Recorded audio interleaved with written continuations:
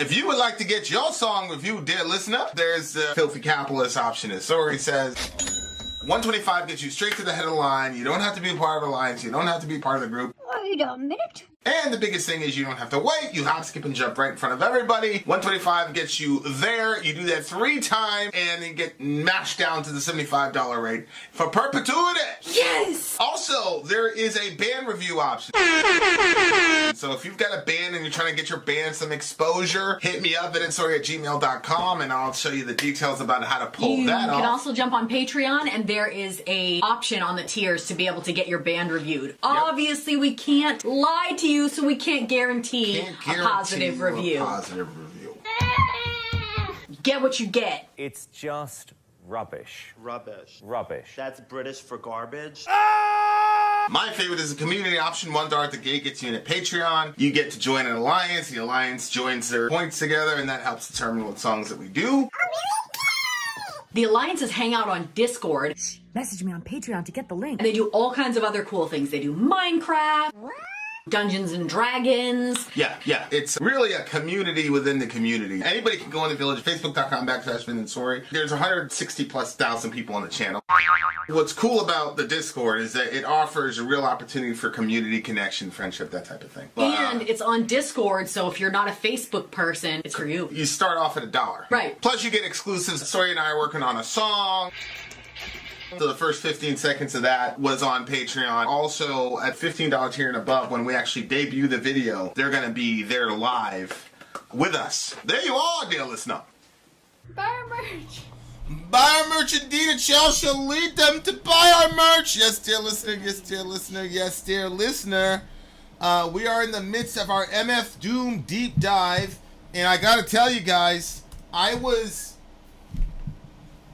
pensive about this segment because I grew up with rap.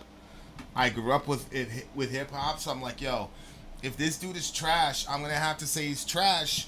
And I know that these people really like him, but I grew up in hip hop, so I was kind of like, yo, these are people that are not from my subculture, and they really like this dude. So is he gonna be like a legit rapper? A lot of prejudice in there, blah, blah, blah. I agree. But I'm telling you the truth. That's what was going through my head. But I got to tell you, I am really, really feeling this dude. And the only reason so far that I could put together for why I wasn't a big MF Doom fan as a hip-hop head was because I basically left hip-hop as he was ascending. I discovered Korn in 1999. He had his first record out in 99. There you go. So yeah, I've been really, really feeling this dude, man. It's been weird. It's been a weird experience because I really didn't know. What's the next song? You don't want to do that. Where is it? Is it there? Oh, well, she probably sent it to the main one because I don't think she has this one. Okay. Right there. So, a friend of... Okay, so Pony, obviously, you guys all know Pony. She has a friend named Robin who is going through college right now. You see that? Can you just... How are we going to do that? Post it in the comment section? Yeah. Okay. So, I am going to add the GoFundMe to both streams in the little video descriptions and also on the screen itself. And if anybody wants to help donate toward her her school projects, that would be awesome. Like, I think it's her college that it is for specifically. Here's the GoFundMe. I'm posting it in both spots. But anything helps. Like, I know some people feel like if I give $1, like, that's just weird. It's really not weird. Like, every dollar is helpful, and if a bunch of people give $1, like, that adds up. So don't feel like that $1 is like a waste of time. Like, whatever you can get, I'm sure that she's going to be grateful for, because school bills are just ridiculous. And I don't know, I think it's a cool way, like where she said it's for her friend is Indigenous. I think it's a cool way to even recognize, like, the things that have happened in this country against those people and say, hey, you know what, like, I'm going to do something to help out, and this is a way that we can help out. Because that's what we do, dear listener. So she lacks $613 to get her through the next set of classes. So she's trying to get $613. All right, guys. Having said that, let's jump into the next song. Okay, which so is... the next song is DangerDOOM, El Chupa Nibre. This is one from the 2005... El Chupa Nibre. What is a Nibre? 2005 collaboration album between Doom and famed producer Danger Mouse. Released under the artist name DangerDOOM, instead of the usual dialogue snippets from old Fantastic Four cartoons, this album features voiceover work from a variety of Adult Swim shows like Aqua Teen, Hunger Force, Space Ghost, Coast to Coast, and What? Sea Lab 2020. Aqua Teen Hunger Force? No way! Okay, guys, here it goes. Here we go, guys. Let's do it. This is... The name of the song is what again? El Chupa Nibre? El Chupa Nibre. Okay. This should be interesting. This is DangerDOOM, which would be Danger Mouse and MF Doom together. Let's do it, folks! Adult Swim presents DangerDOOM. What else? Why did you buy this album? I don't know why you did. You're stupid.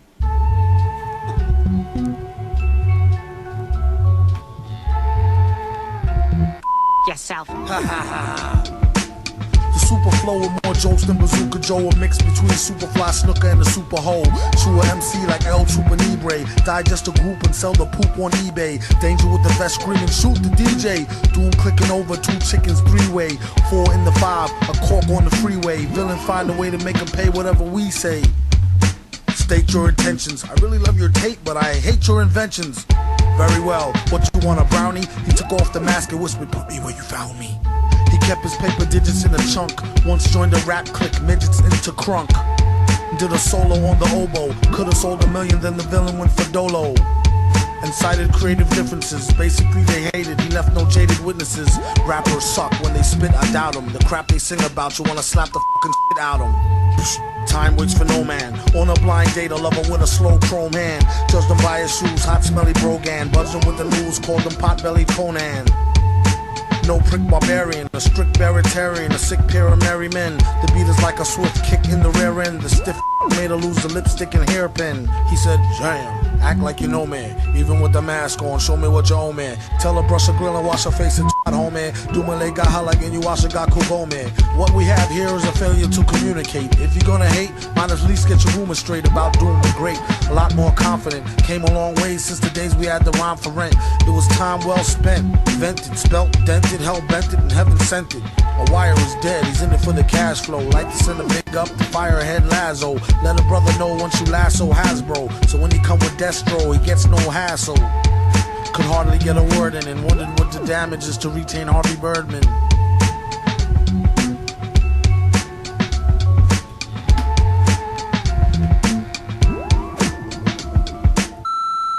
Yo, Danger! It's me, your old buddy, Shake. I heard you're doing a little project and, you know, here you talked to some other people, and I thought you were smarter than that. But obviously I am wrong, because you know my rapping is the shit.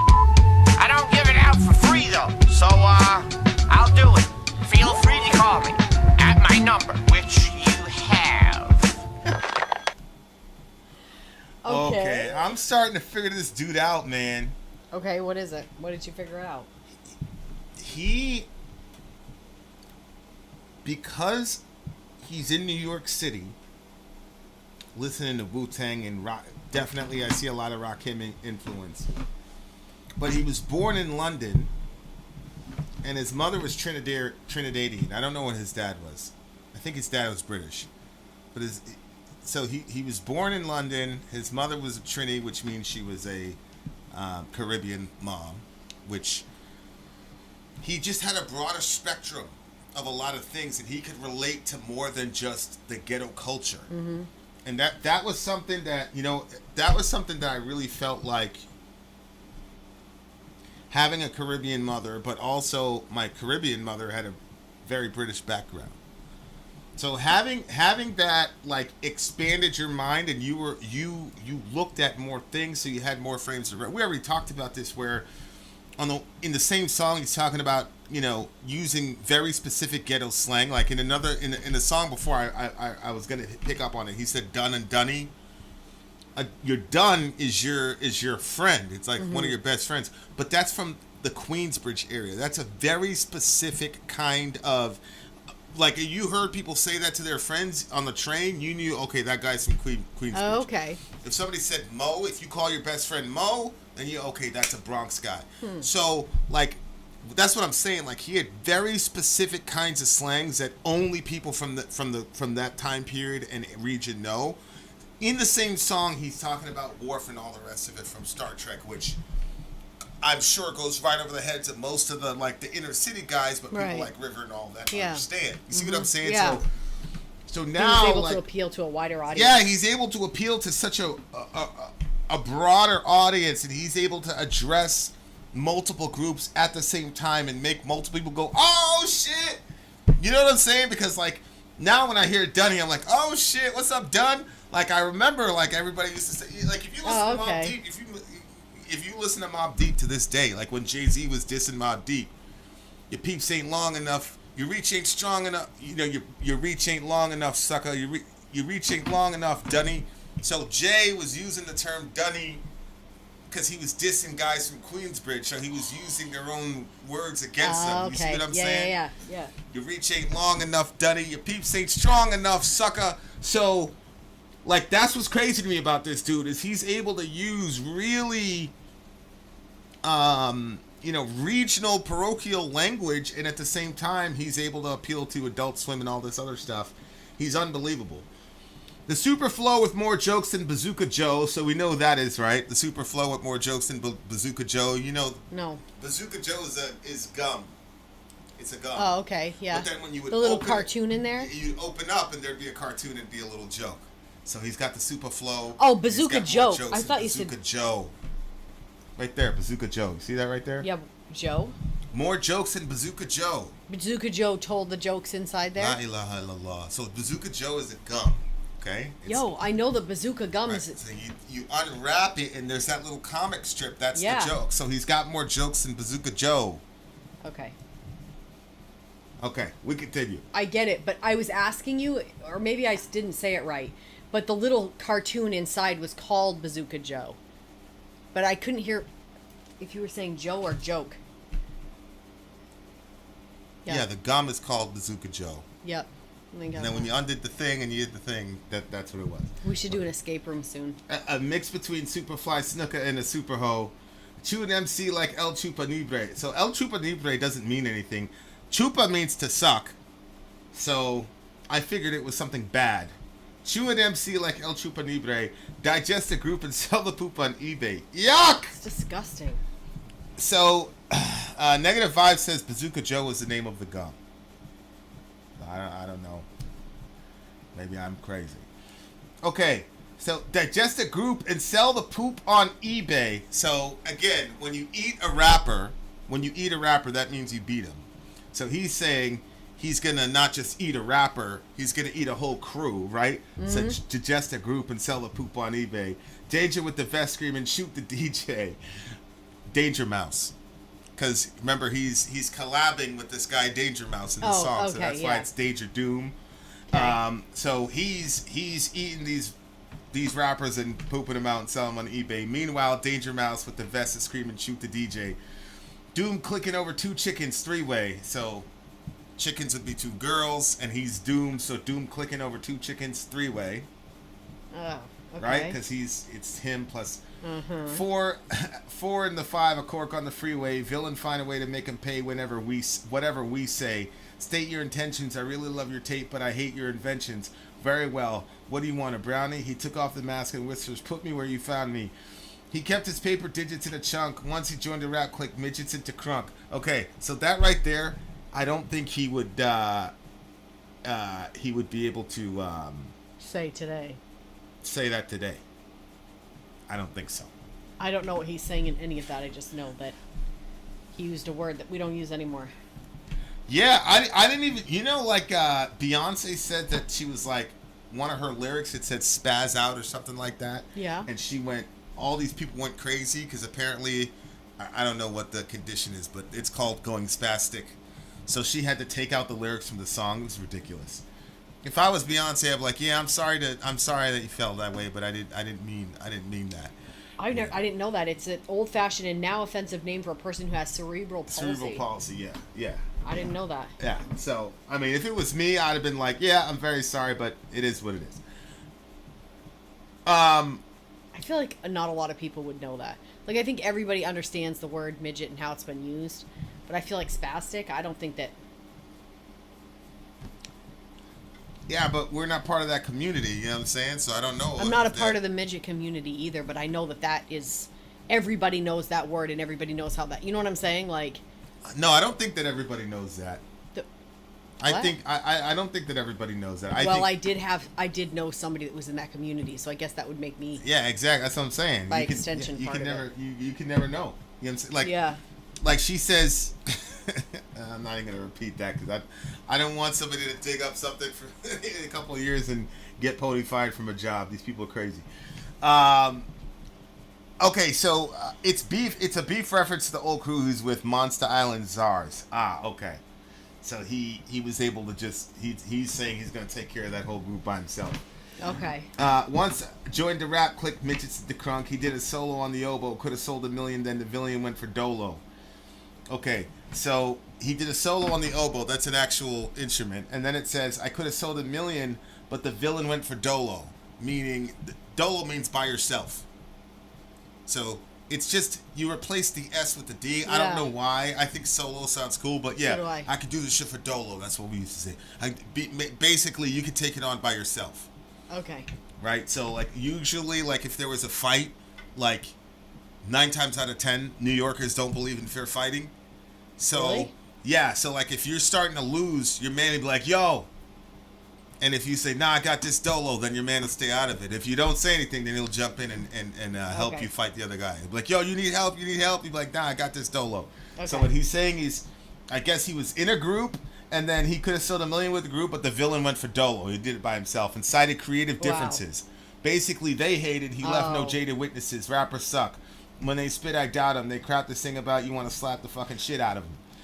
So it looks like he's a little salty at his old crew, Yeah. or people, and he's taking shots at them because he went off by himself. Which, I mean, it's the whole Justin Timberlake, Michael Jackson, Beyonce thing. Like sometimes Yeah. the guys are just bigger than the group. Mm-hmm. You know what I'm saying? Sometimes the guy's just bigger than the group, and obviously he made the right decision. You know what I'm saying? Like, I don't know the ins and outs of this whole situation, but that happened with Busta Rhymes. That happened a little bit with Big, with the Junior Mafia, a little bit. Like, you know, you have this one person who's also dedicated to working really hard. That's the other thing, like, people don't realize about music, it's hard work. So you got one person that's like mega dedicated, and you had other people that are just like, oh, let's just be in a crew, but you're holding this other guy back. Yeah. So he's like, man, fuck it. So Ice Cube, yeah. Ice Cube is probably the biggest example of that, where he was in NWA, and a lot of people think that Eazy-E is a good rapper, no disrespect, but Ice was writing all of Eazy-E's shit. All of it. That's why when after No Vaseline, if you listen to Eazy-E's records, they don't sound the same, because they had Snoop writing for Eazy after that instead of Ice Cube. And Snoop is a great rapper, but he's lyrically, nobody can fuck with Ice Cube from the West Coast, in my opinion. Okay. In my opinion. Other than Cool G Rap, but in my opinion, Ice Cube is like one of the best. I don't know. Ice Cube to me is a top 10 rapper. But this guy right here, now I'm looking at this particular song. Now I realize why that guy said he would take him in a rap battle over Lil Wayne, because he seems like if he really wants to get disrespectful, he could like intelligently disrespect you on so many levels. You know what I'm saying? Uh-huh. Like a strict bearitarian, a sick pair of merrymen. So a bear, you know, like a vegetarian. Yeah. He's a bearitarian. Like bear, all he drinks is beer. A sick beer. A strict bearitarian. Like he just made up his own word, and as soon as you say it, you know exactly what it means. Holy shit, bearitarian. Oh, I get it. You're not a vegetarian. You're a bearitarian. Where? Yeah, just go down here. no prick barbarian, a strict baritarian, a sick pair of merrymen. The beat is like a swift kick in the rear end. So, like, again, like, he's got that signature style where he can make every word rap. But I really like that line, a strict baritarian, a sick pair of merrymen, because it's him and Danger Mouse would be the sick pair of merrymen. Okay. The beat is swift like a kick in the rear end. The stiff dick made her lose her lipstick and hairpin. He said, oh, man. He said, damn, act like you know me. Even when the mask's on, show me what you owe me. That little rhyme scheme right there was pretty cool because it reminded me of Big in Hypnotize. Because Biggie says, make the hoes take their clothes off slowly. Dealing with a force like Foley, dick black like Kobe. Watch me roam like Romy. Lucky you don't owe me. Where the safe show me, homie. So, like, when he was rapping on this part, he said, damn, act like you know me, even with the mask on, show me what you owe me. Like, he was saying it. He was saying it like Big was saying it back then, too. His brother died, and that killed the group in '93. Damn, I did hear about it. He went through some tragedy. His brother died, and his son died, I think, in 2017. There's actually some speculation that he actually took his own life because of his son. I'm not sure about that, but anyway. Okay. This song I really liked. I like better than the other one. The other one got a 9.3. I'm going to give this one a 9.4. 9.1. Yes. And as Negative Vibes has pointed out, as Jay's pointed out, it happened with Eminem as well.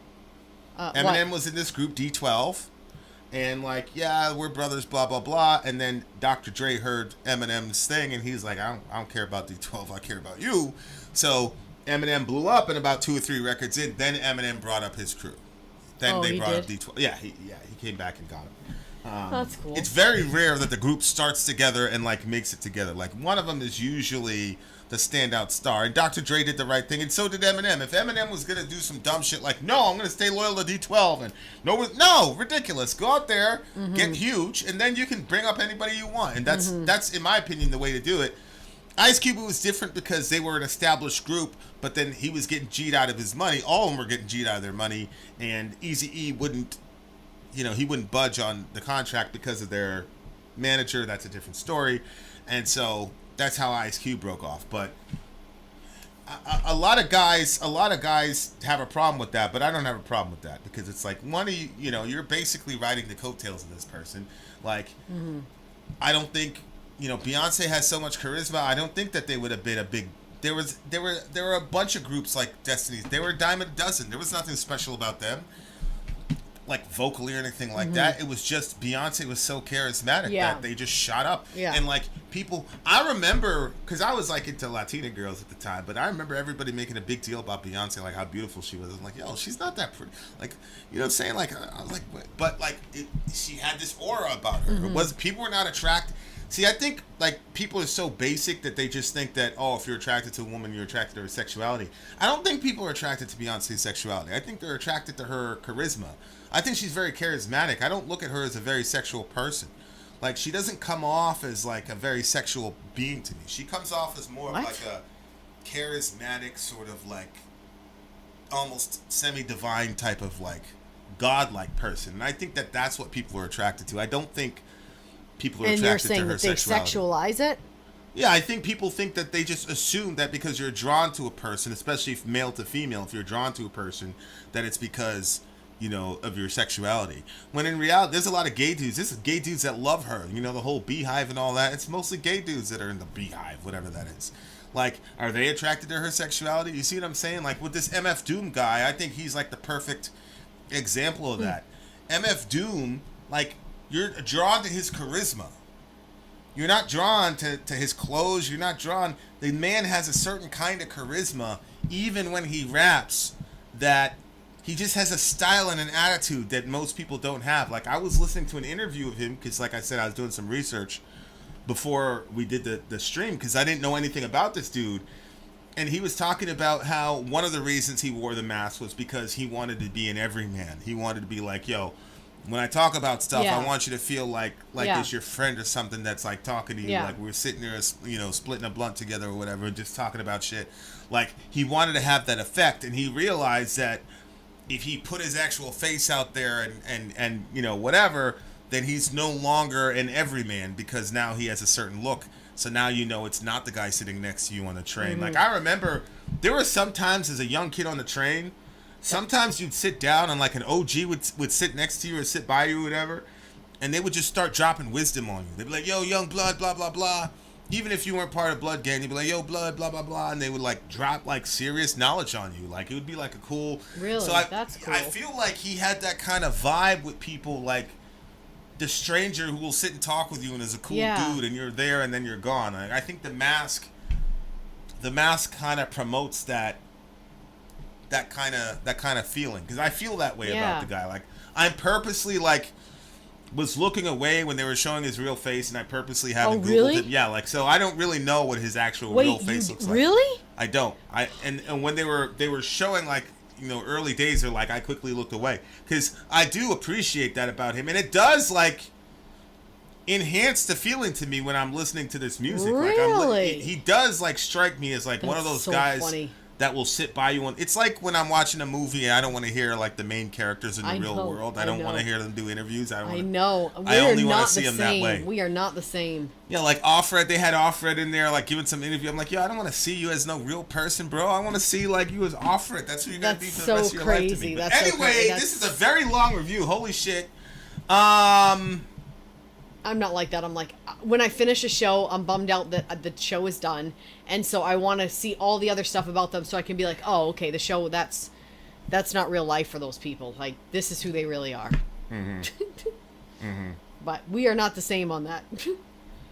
All right. 9.3. Yeah, I'm actually giving this an 8.9. Okay. It was not. Yeah. Okay. There you are, dear listener. A couple more songs underway. We shall return. I know that review is a little long. Sorry, guys. It is what it is. Vin out. Sorry, out. Go!